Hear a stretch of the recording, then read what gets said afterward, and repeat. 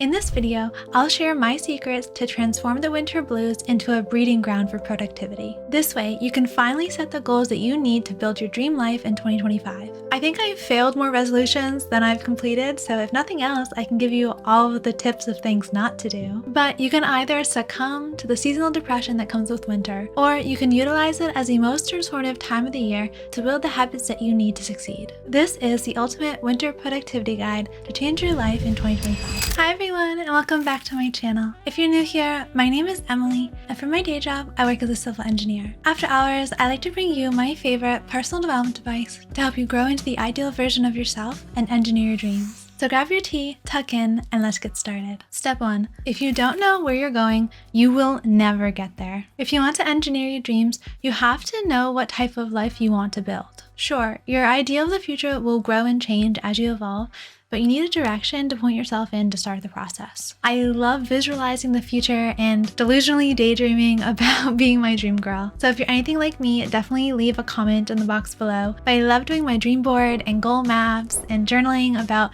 the kind of person I want to be because it makes me so optimistic for the future. Over here, you can see this on my wall. That's actually my vision board, and I have that not only on my wall across from my mirror, but I also have it as a desktop on my computer to always be that visual guide for me to feel motivated as I step out into my day and to keep my goals right in the forefront of my mind. There are a ton of different ways you can do this. I love using Canva to visually put together my dream board, and I like to make a little cute collage, but I have friends who prefer to do it the old school way and cut stuff out of magazines. And you can even do things like creating yourself a new vision board on Pinterest or even doing a goal tracking system. So there's a ton of options for you. You just need some tool in order to visualize where you're going so we can start planning how to help you get there. Step 2, create your ideal day. So we all have 24 hours in the day, but we're not all utilizing those 24 hours in a day. When I want to feel more productive and make meaningful progress on my goals, the first thing that I do is take a time audit. I look and see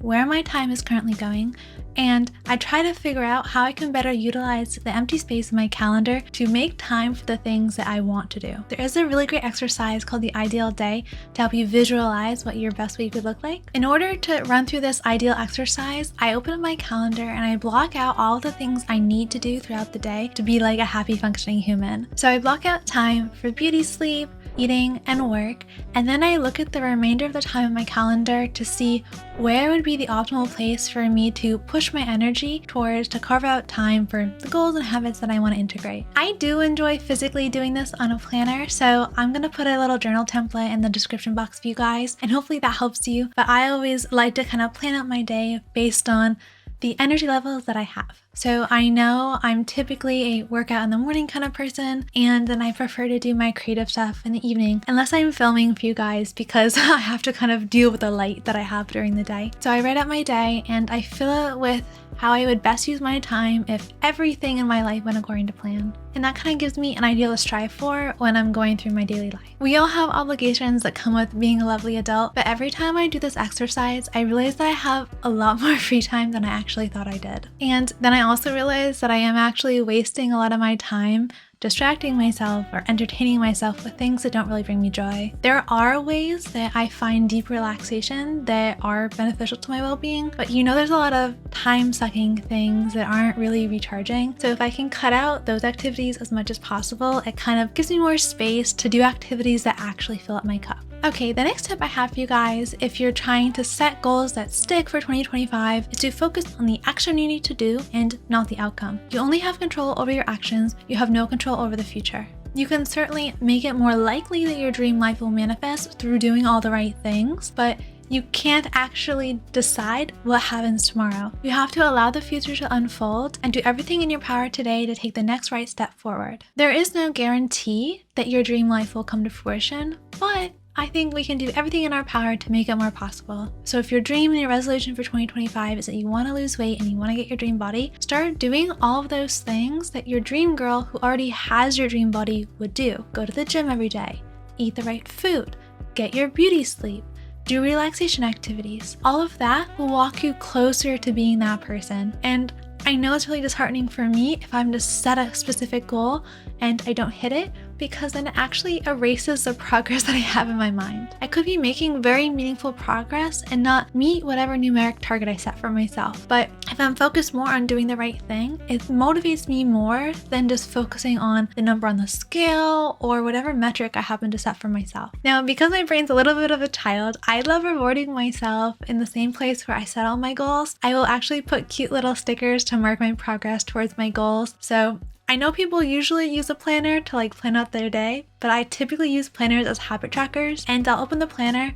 and I'll put all the goals that I want to have done in that week, and then I'll give myself a little smiley face sticker or a little glitter sticker every time I complete it. And then over the course of the week or month, I see the progress that I've done, and it's so rewarding to see that unfold, and it makes me feel really happy every time I get to add something to the streak of habits that I've created. Obviously, there's a ton of ways to reward yourself, but I think you do need to find some way of keeping track of all your habits and also to reward yourself when things are going well, because that creates momentum and helps you continue to build your life even when you're feeling tired and lethargic. My next tip is systems save lives. Being an engineer, one of the things that we're most known for is being great problem solvers, being able to take a really complicated problem and breaking it down into its smaller little problems that we can easily hack away at and make progress towards the greater goal. Engineers create systems and build frameworks to achieve goals and to solve complex problems. And you changing your life is an extremely complex problem. There are a ton of small components to it, and it can feel really, really overwhelming when your dream life feels really far off to make meaningful progress that feels like it's doing anything, because it's a very long road going from your now to your dream reality. You have to create systems that make it easier for you to do the right action again and again and again to continue to move yourself forward even when you feel stuck. So I would say that there are 3 main things to keep in mind when you're creating a new system to develop a habit and integrate it into your life.